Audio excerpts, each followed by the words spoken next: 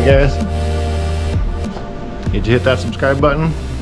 Did you ring the bell down there? Episode 3. Here we go. Oh, we did a bunch of stuff, didn't we?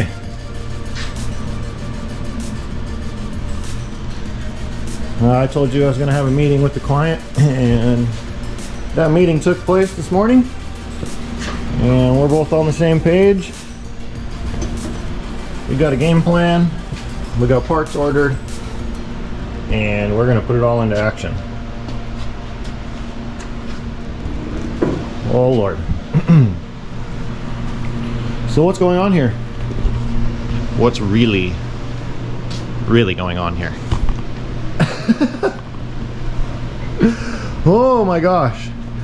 Okay, so we knew that we were going to have to replace an inner fender. Well, we knew that to begin with, because the battery box was fiberglassed in, and once upon a time, as the story goes, the battery fell through, and then they decided they're just going to fiberglass patch it, and kudos to them because it lasted like 2 decades and it's still holding strong. But it's not the right way to do it. It doesn't look pretty, and so we ordered a new inner fender, and then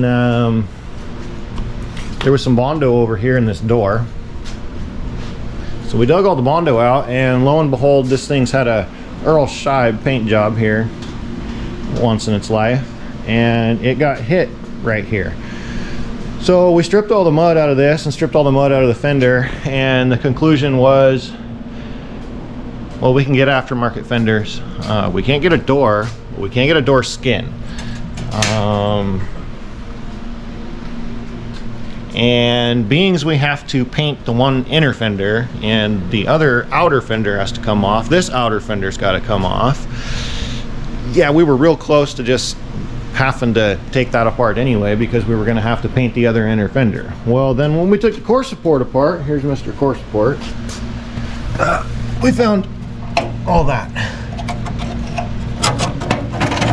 Oh man. So we either got to replace or fix the core support, and all the parts that I ordered I was able to get in 2 carts, which is awesome. So I only had to pay shipping on one of them because one of them was free shipping. So those 2 places did not have this core support. I found a core support, but it's one of 3, and I'm not exactly sure which one I have. So the moral of the story is I'm gonna have to take a $1,500 shot in the dark and hope that the new one comes in and it's correct.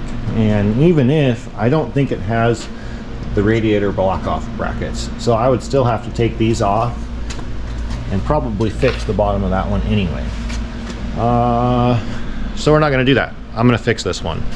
I'm gonna put this one up on the bench, take the radiator and everything off, and I'm gonna clean all this up and get this stuff cut apart, and I'm gonna paint this. But first I'm gonna put some metal in here. I'll put some metal in here and treat this and get it all killed. Probably shoot this corner with the sand blaster and, you know, do some magic to it. It's all the way down in the bottom of the core support, and I just want to make sure that it's killed and it's strong and it'll support the front end of the rig. I've got body mounts coming for the cab and for the core support, so we'll replace the body mounts and that'll be where we go. The hood's in good shape. I'll just, you know, do my normal on it. We find what we find as we go on that, but I'll save it and fix it. The roof, the right way to fix the roof is to pull the whole skin off and replace the skin with a donor skin. That way I could get to the underside or the top side of the under panel, between the sandwich is what we call it. It's in between this layers of air. That's all rusty in there, and in order to treat that and kill it, I need to take the skin off and treat and kill all that, then put a new skin on with coating on the bottom, coating here, so that in between the sandwich is coated. Put it all back together and fix it all the way around the seam. That's a boatload of work, and not only that, this is not a show car. It's not a it's a pick 'em up truck. So we're gonna fix this up here like we fixed the Buick. Go back on the video list and you guys can see me fix this Buick back here in the back windows. So we're gonna do some strips, and I'm gonna do some shrinking and some stretching on some metal, and we'll make some custom panels for up there, and we'll get the roof fixed and treated and brush it back in as best we can. And then it'll be kind of on the client to do his due diligence to make sure that he keeps it out of the weather and keeps it out of the moisture and sun, and it'll last a long, long time. You leave them out in the weather, you drive them, you use them, well, they get used and it might not last as long. So that's where we're going to go on that. Interior is all stripped out. Interior is all stripped out, and lo and behold, yeah, we got some of that going on, and some of that, and so it's gonna get 2 floor pans. I got those on order. This one might just get a section. That one I'm gonna do the whole thing because it's rotten in 3 places. Over here is okay, up in this corner. On that side it's rotten. This piece here of the floor is not available, so I have to make this on that side, which is fine. That's just some right angle straight stuff, so that's not a big deal. Bed's all in good shape.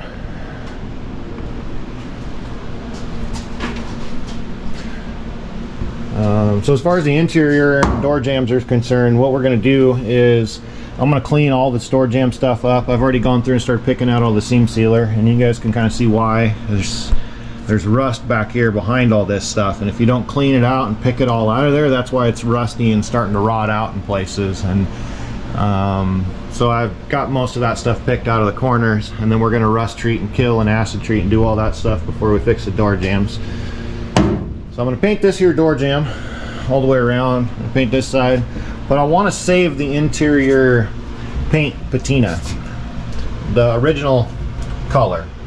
And I did a sample spot on the dash over there, and it's going to clean up really nice. So I think if we just do a headliner and seats and door panels and maybe a dash pad, depending on where we're at with budget, because of all the, you know, the added work that you guys are all seeing. You know, the client feels that there's not a blank check. You know, everybody's a working man, and this is tough to get a car restored. So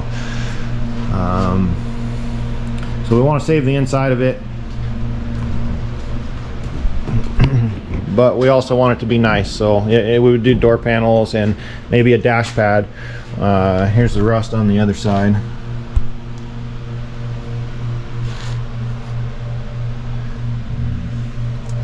So we decided we're going to bed line it inside here with black bed liner. It was vinyl floor, which contributed to this rust.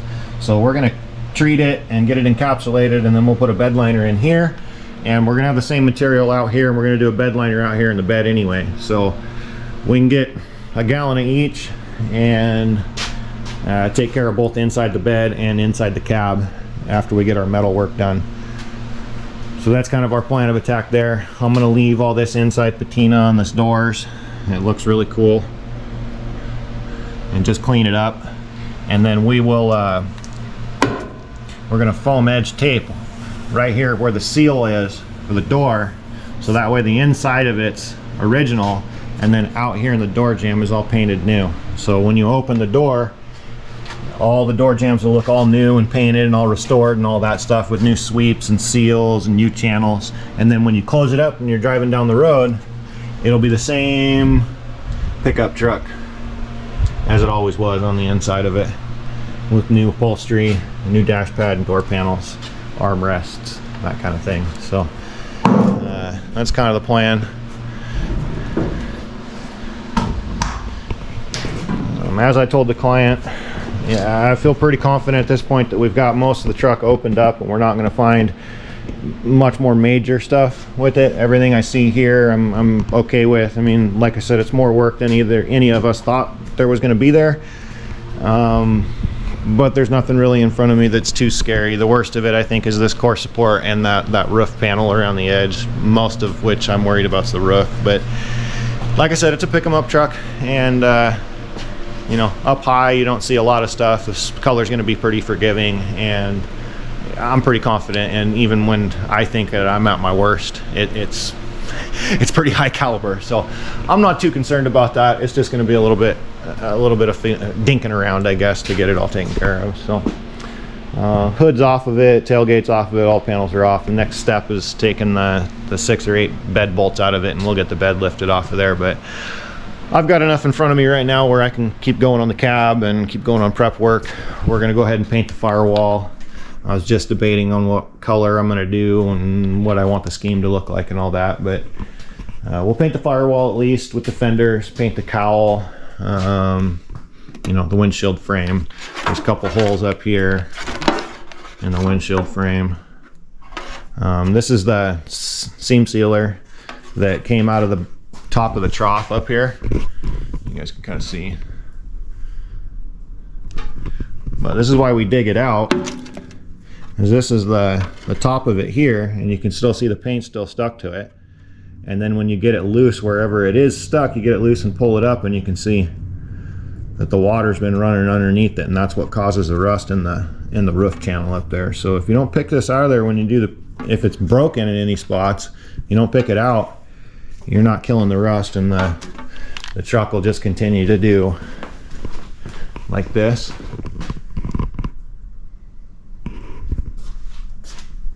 And that's in fact what did that, is because they painted it last time and didn't take care of any of that.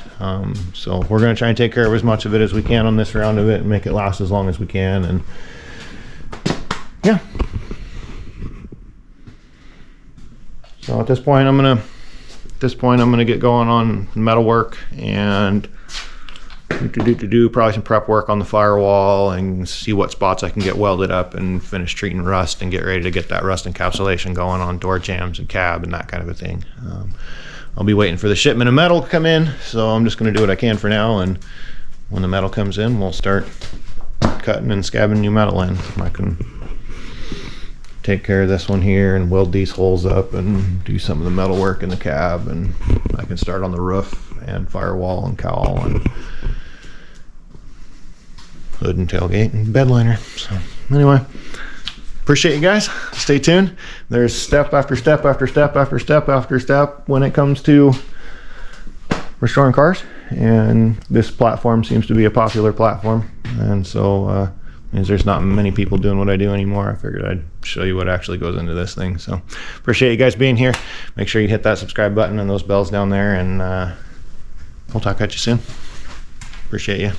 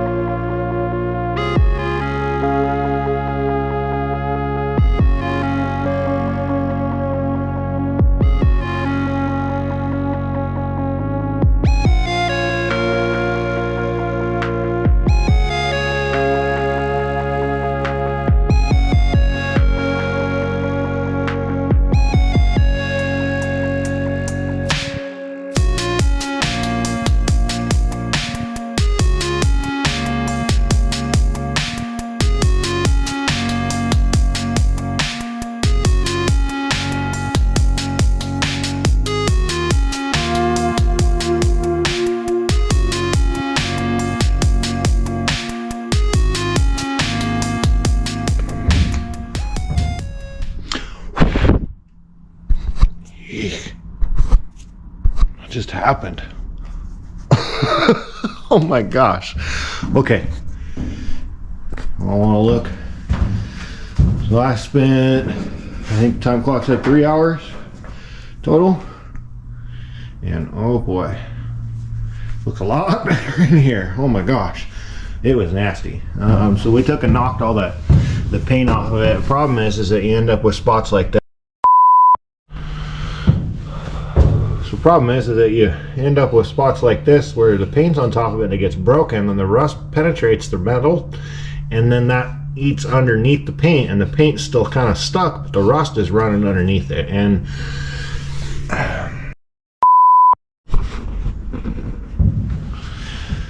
so yeah, so we got most of that cleaned up. We still got some more to do. First step is always wire wheeling and knock all the big chunks out, and then we come back with a paint removing disc and a 40 grit.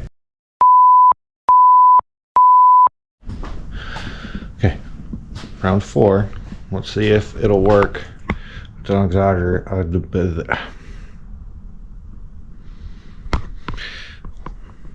Round 4. Let's see if this thing will work with the auxiliary battery. Gosh, I'm trying here, guys. We're trying. Okay, what were we talking about? We were talking about rust and stuff. So we got to take and knock all that stuff off with the 40 grit, and you know, all this stuff.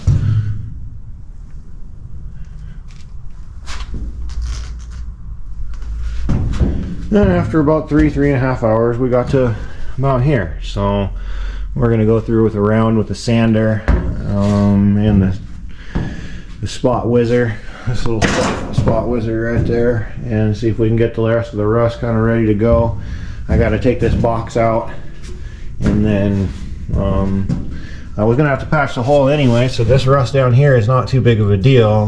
We'll deal with this kind of stuff, and then I got some more down over here too, but this isn't too big of a deal because we already was going to have to patch that hole there in the bedside. So we'll get that stuff cleaned up and then get all this seam sealer knocked out of the edge and finish cleaning up in the nooks and crannies. But as you can see, we're about 80% of the way there after 3 hours. So I feel pretty good about that. I've done a few of these nasty beds over here over the last couple of years, so I'm getting a little bit more efficient at it, even when they're nasty. But then we'll go through and we'll finish cleaning out in the channel, and then I'll go ahead and start welding the holes up and that sort of a thing. So we've got a good game plan, and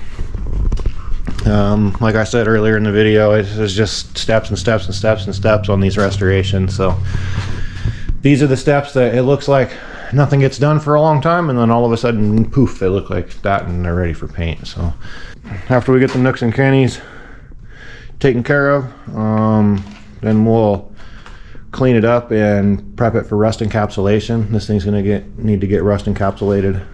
Weld a couple holes up, finish that patch panel, and once it's encapsulated, we'll seam seal it and take it off for bed liner. It'll come off the truck probably by the time we're ready for bed liner, because we're gonna paint the front of the bed and the back of the cab when we repaint this thing and get the rest of the glass out of it. So anyway, that's kind of the approach we're taking. I still feel confident with this one, even though I found a lot more work here than what we originally thought we were going to have. I still feel like that we're in decent shape, and I'm still going to be trudging along, and I'm watching my hours, and it seems like for the hours that I put in, I'm taking big steps forward. So that's all good, and customers still happy, and so we're just going to keep marching forward.